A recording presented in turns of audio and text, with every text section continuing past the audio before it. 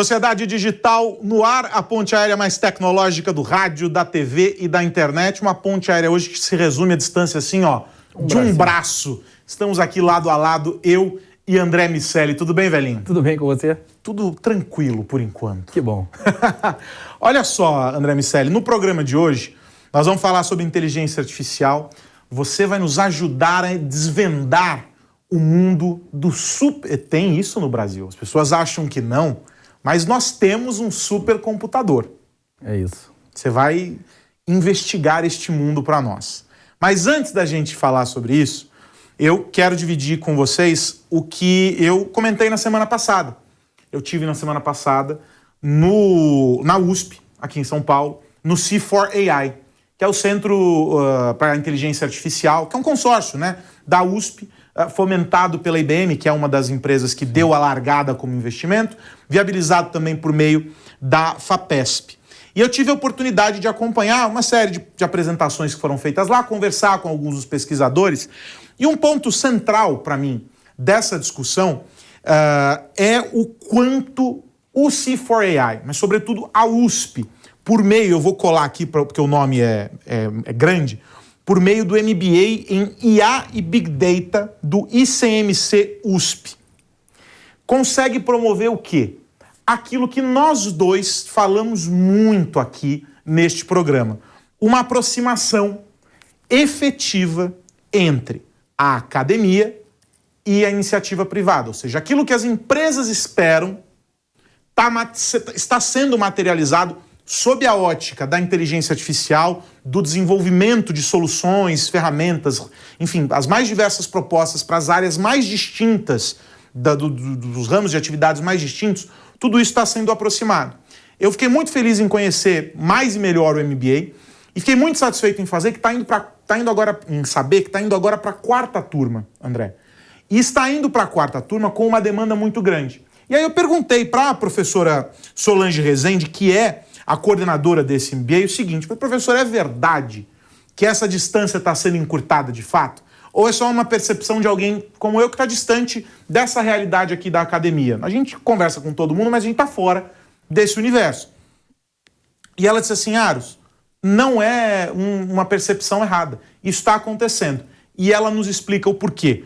Vamos ouvir a professora Solange Rezende, coordenadora do MBA em Inteligência Artificial e Big Data da USP. Essa troca vem muito quando o profissional do mercado ele vem trazendo um problema real que ele quer resolver.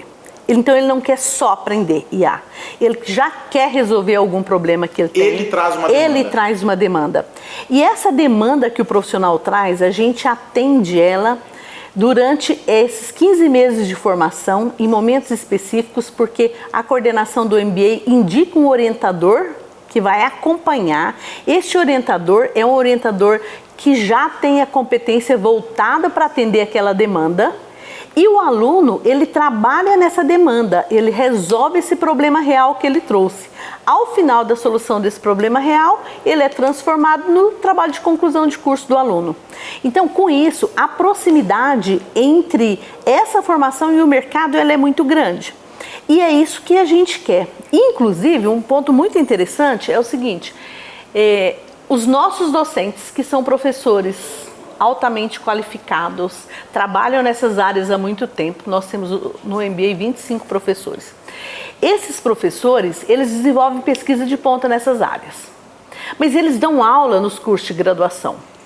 Então, nas conversas que a gente tem no MBA, eles trazem muito a perspectiva de que os problemas que os alunos trazem lá do mercado de trabalho renova a aula que ele faz para a graduação. Então, se observa que é um impacto nos dois sentidos. É cíclico. E é isso que é interessante. E é por isso que eu acredito muito nessa formação. Porque nós estamos levando algo lá, mas nós estamos buscando a necessidade deles e trazendo para cá. E isso quebra essa distância que a gente vem há anos trabalhando, que é a distância entre o que o mercado deseja e o que a universidade forma.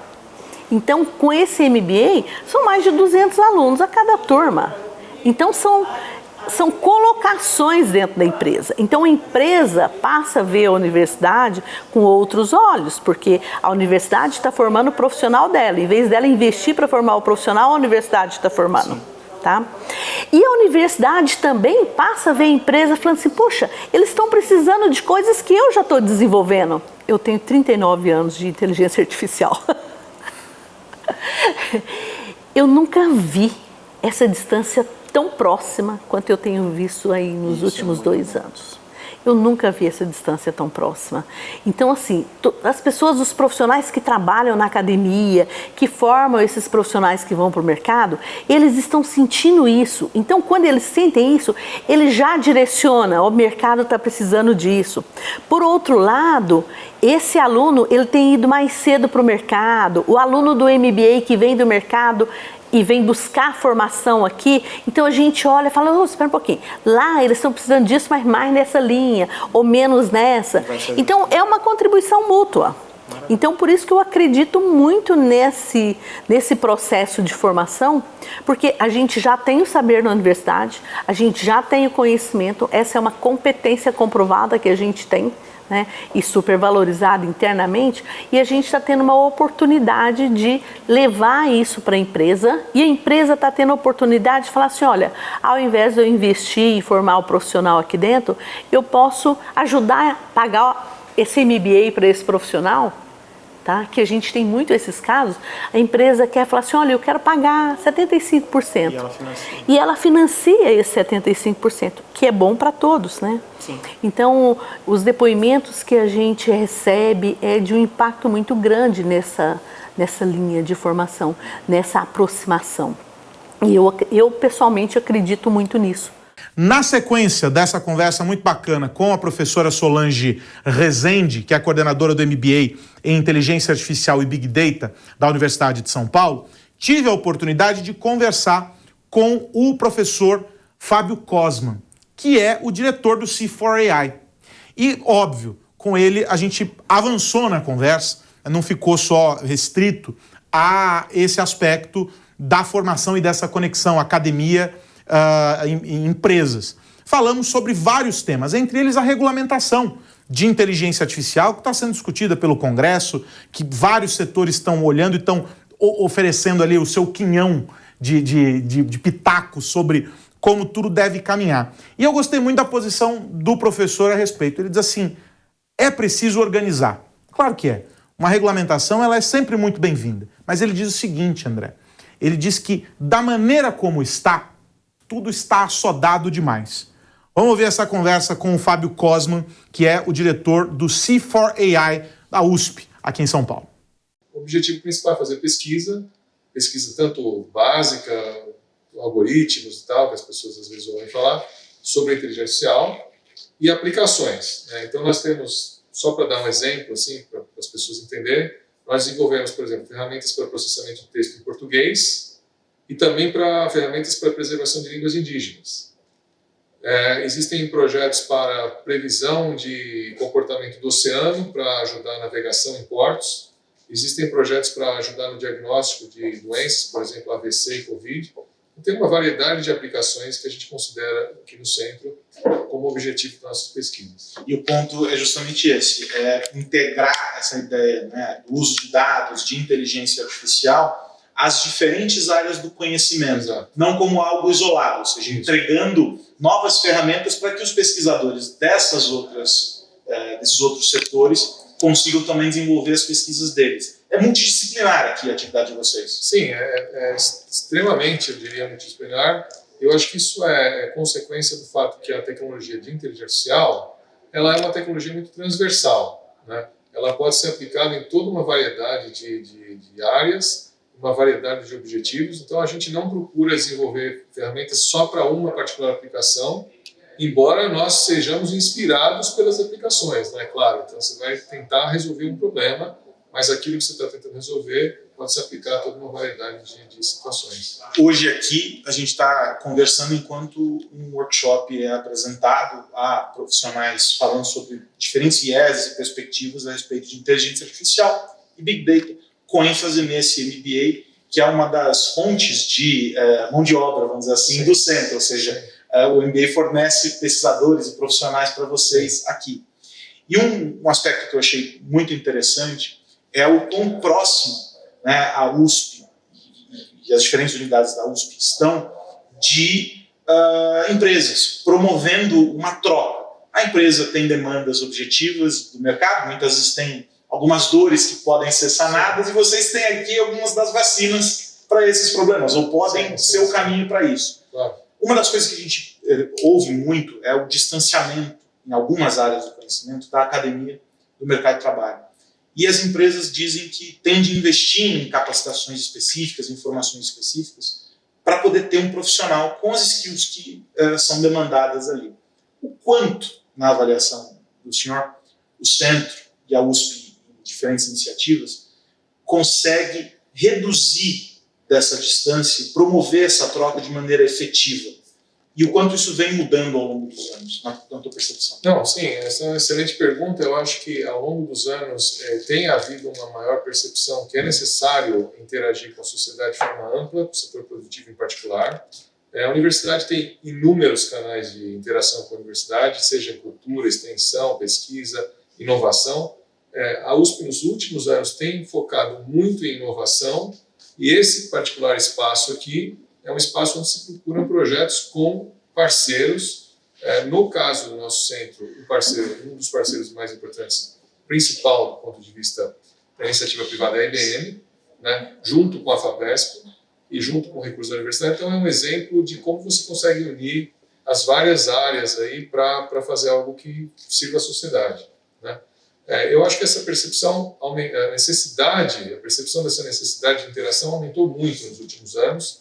Eu acho que isso é muito positivo, né? De certa forma, a universidade tem um papel, a iniciativa privada tem outro papel. Não é bom não se misturar completamente, mas é bom se complementar, né? Eu acho que essa complementação é o que a gente está buscando aqui.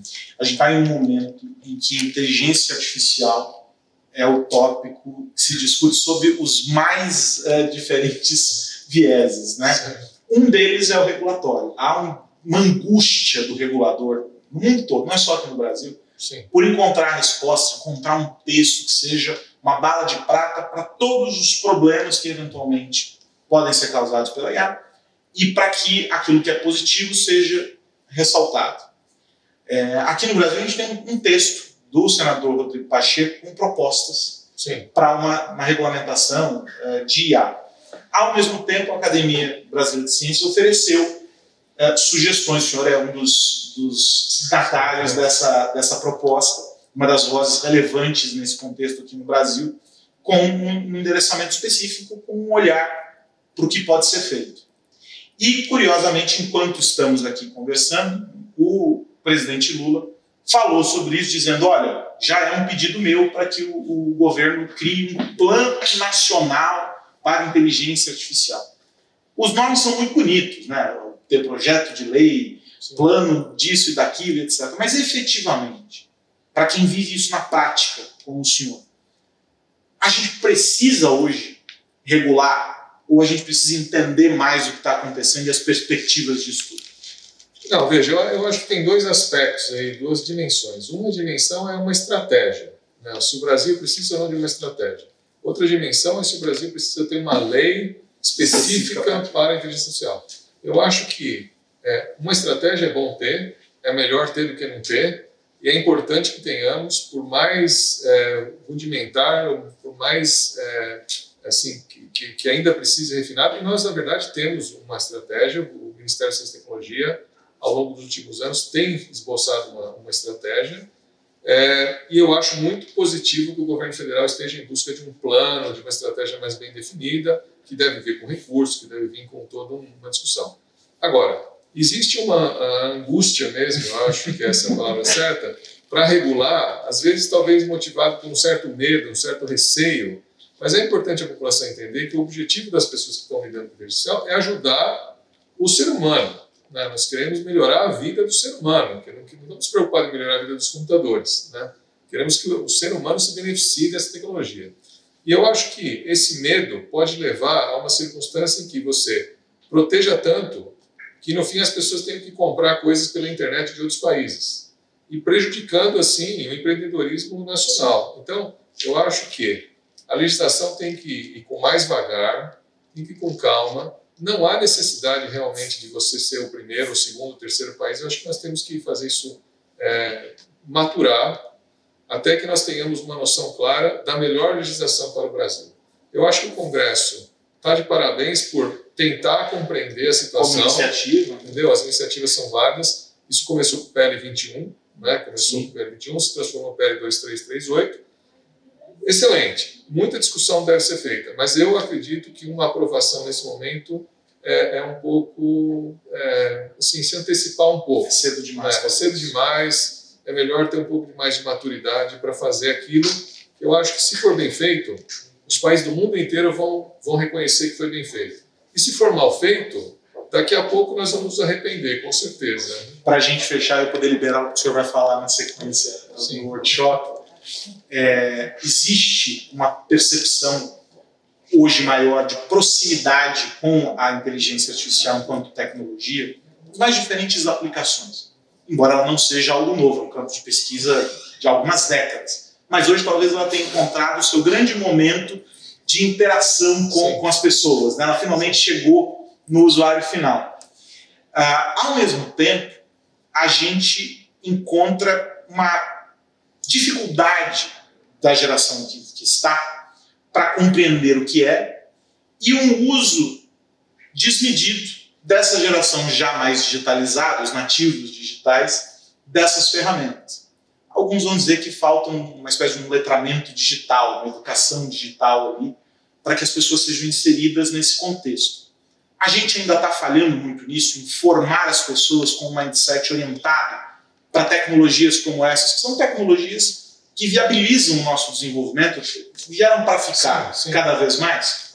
Não, eu acho que hoje um dos principais desafios do Brasil, assim, quando a gente interage com a indústria, com o setor produtivo, mas com a academia também, né, é a falta de pessoas com formação sólida.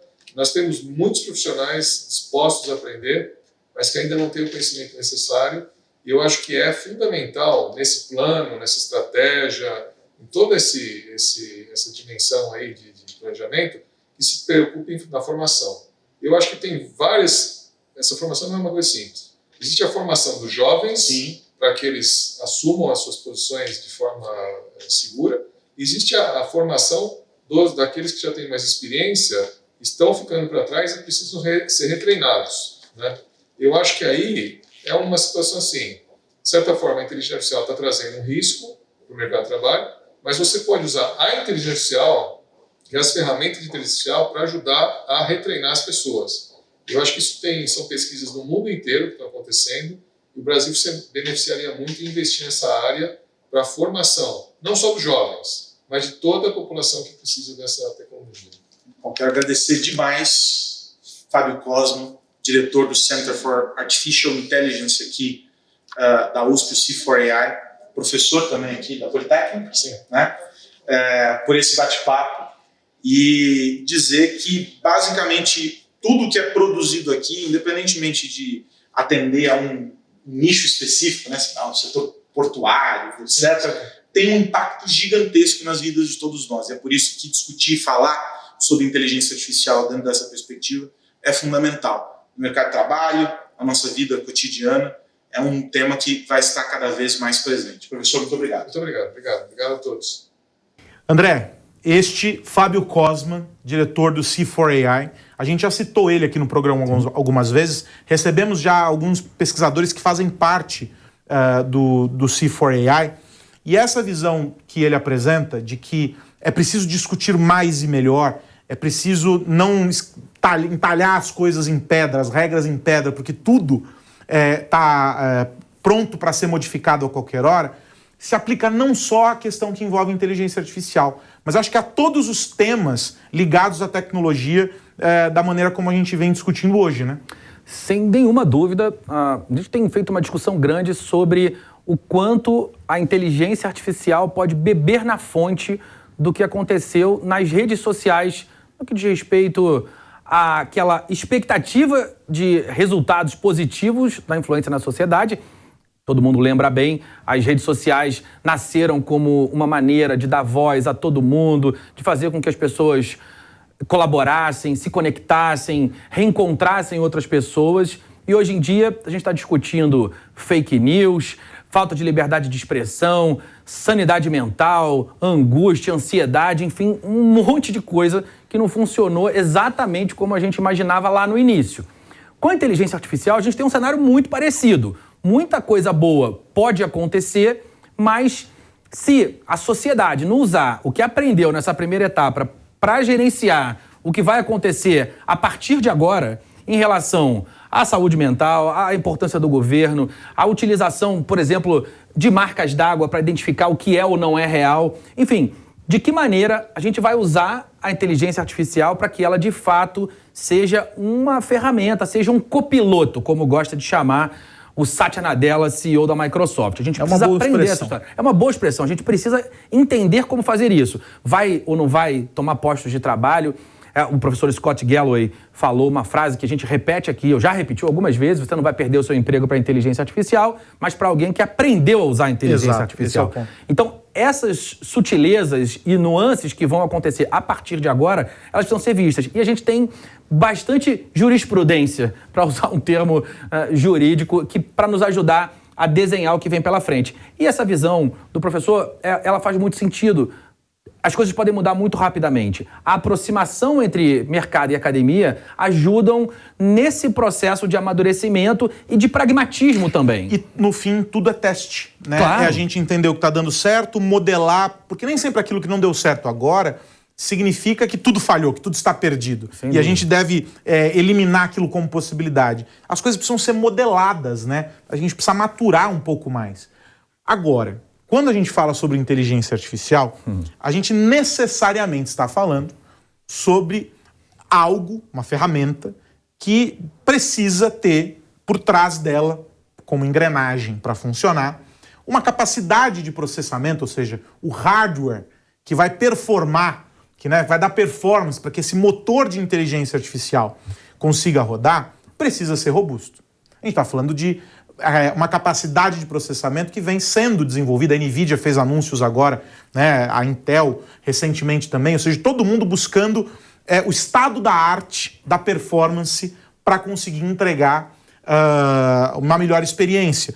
Desde computadores, celulares, tudo está sendo transformado para atender a essa expectativa. Só que aí surge um componente que ganhou as manchetes agora nos últimos dias e que deixou muita gente curioso. Você comentou outro dia, estávamos nós no podcast da MIT Technology Review e você falou sobre isso, o Rafa falou sobre isso e tal, ficamos ali conversando.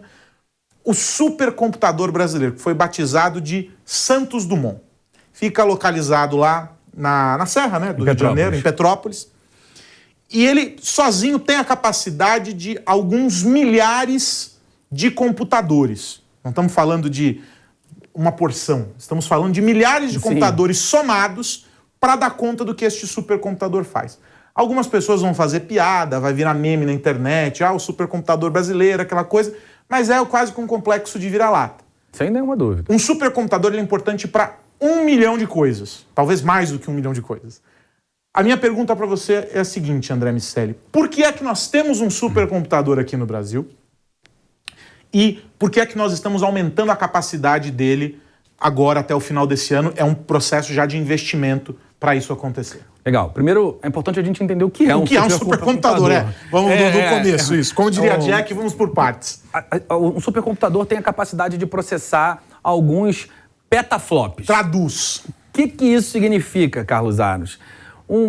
Se a gente fizer uma analogia com uma oficina, os nossos computadores, que hoje em dia, se comparados aos computadores de 30, 20, 10 anos atrás, eles são extremamente potentes em termos de processamento, armazenamento. A gente evoluiu muito, mas se a gente pegar um dos nossos computadores hoje e comparar com esse supercomputador, é mais ou menos como se nós estivéssemos numa oficina, mais ou menos ali, umas pessoas executando tarefas por segundo. Essa oficina, vamos dizer que ela conseguisse executar algumas centenas de tarefas por segundo. Tem ali as máquinas, as pessoas trabalhando, um monte de coisa acontecendo.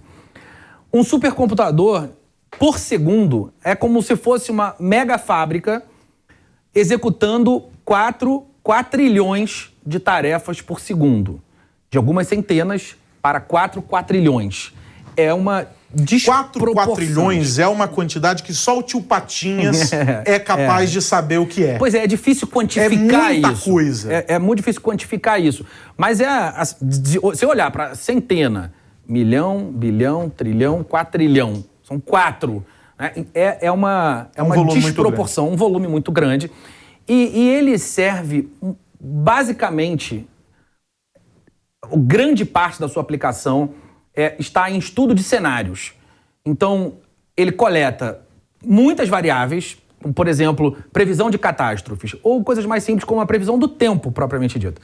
Então, ele vai olhar as marés, as condições climáticas em geral, aonde está uma determinada região, como ela vai reagir a uma determinada movimentação de vento. Tem muita coisa que precisa ser processada ao mesmo tempo para que uma previsão dessa seja feita.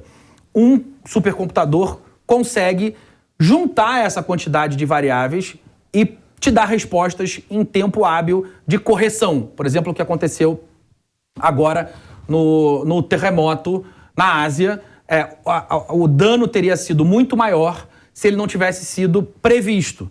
Então, após a previsão acontecer e as pessoas serem avisadas, as estruturas públicas serem avisadas, a gente pode tomar decisões que minimizam esses impactos. Qualquer um pode usar um supercomputador.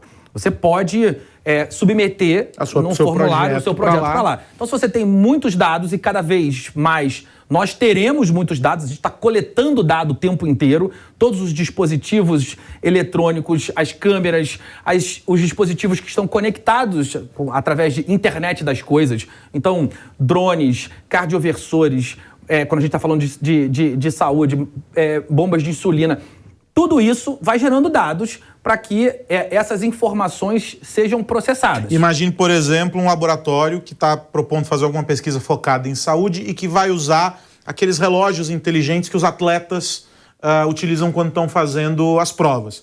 A quantidade de informações ali, com dezenas de milhares, centenas de milhares de pessoas usando esses dispositivos, representa uma maçaroca de dados muito grande que demoraria muito tempo para ser operada num resultado de pesquisa, num processo convencional, vamos dizer assim. Sim. Aí monta-se um projeto, submete-se para que esse computador, esse supercomputador, faça esses cálculos e entregue os resultados num tempo muito menor. Exatamente. A previsão do que acontece num corpo humano diante de uma determinada droga, quando você está pesquisando a produção de novos medicamentos. Você imagina os tipos de câncer, a reação do seu organismo a qualquer tipo de droga sintética, a reação desses organismos considerando o macroambiente. Então, quando você junta isso tudo, fica absolutamente inviável de processar num computador tradicional. Agora, bom, o nosso tempo se esgota, mas eu digo a você o seguinte, este programa e os programas anteriores estão disponíveis e a gente já tratou do tema inteligência artificial, já falou sobre computação quântica, enfim, tem vários dos temas que a gente trouxe aqui que você vai encontrar disponíveis lá no Panflix. A você, André Miceli, só me resta dizer até a semana que vem. Até a semana que vem de ponte aérea de verdade, meu amigo. Pelo monitor. Vou ver você pela tela. Um abraço para você e para todo mundo que nos ouve ver. Um grande abraço para você que nos acompanhou até aqui. Eu insisto, estamos disponíveis lá no Panflix e a gente se encontra de volta aqui, neste mesmo horário na programação da Jovem Pan, para discutir os impactos da tecnologia no nosso dia a dia. Por enquanto, sem supercomputador. Seguimos com os nossos computadores pessoais. E sem inteligência artificial, apenas a nossa desinteligência natural. Um grande abraço. Tchau, tchau.